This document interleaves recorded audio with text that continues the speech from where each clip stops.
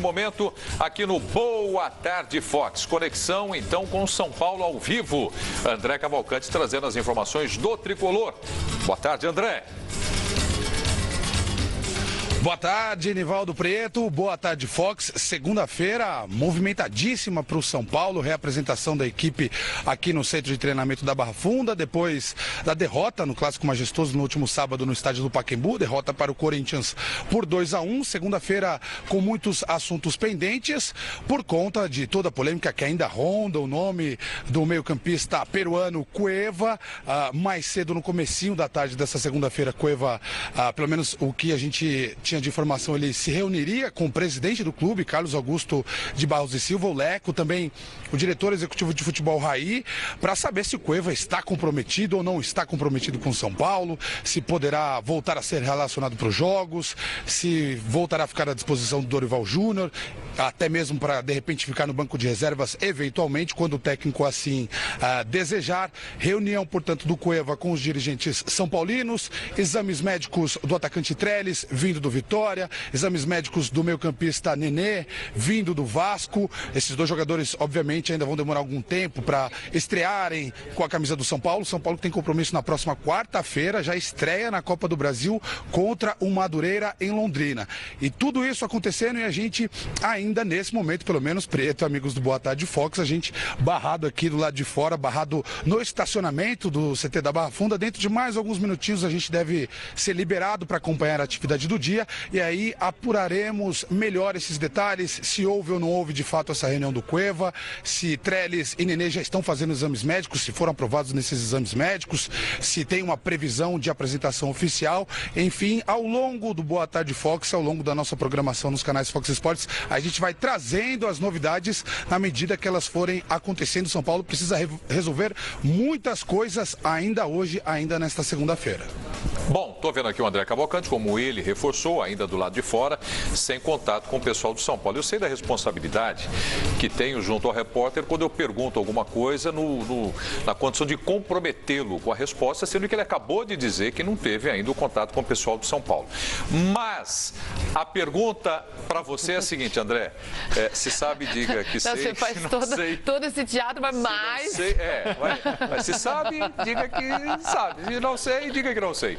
O negócio é o seguinte, a questão é a seguinte, tem jogador que não gosta, não topa, não encara banco de reservas. Fala, não, eu não gosto, e já fala logo pro elenco, fala pro técnico, não vem com reserva que eu não tô afins. Há alguma informação se o Cueva tem esse problema com o banco de reservas, se ele topa ou se não topa, André? Você tem alguma informação a respeito disso?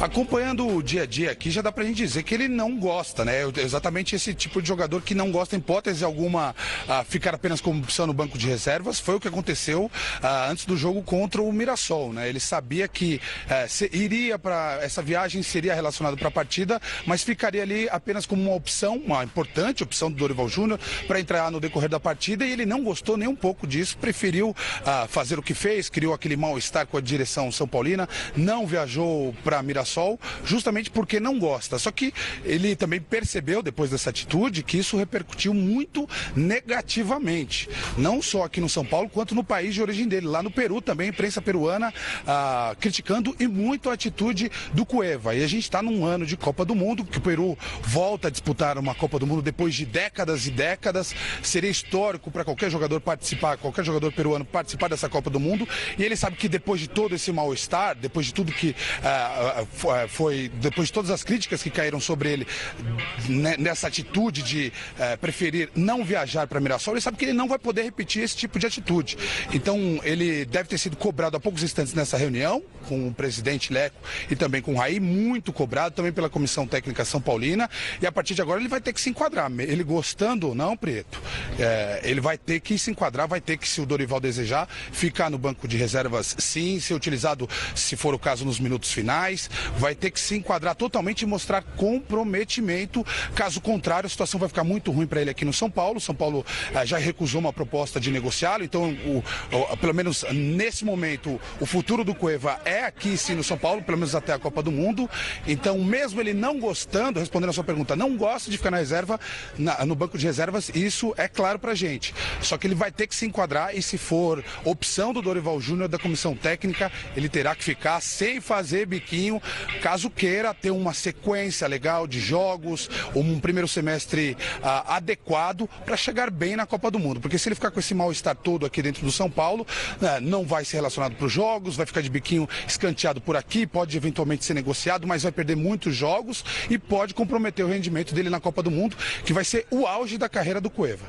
Isso também se chama entrosamento, né, Helena? Exatamente. A gente sabe como pergunta e para quem pergunta. Exatamente. No caso aqui, o André que traz informações importantes. Craque, né? Ele é craque. O Gudrian também está chamando. Segura aí, Gudrian. Gudrian está desse lado aqui, ó. Já nós vamos conversar com ele. Está lá no Corinthians. Está pedindo passagem também. Em função das informações que trouxe o André. É claro que é um tom de brincadeira a pergunta que eu vou fazer para você.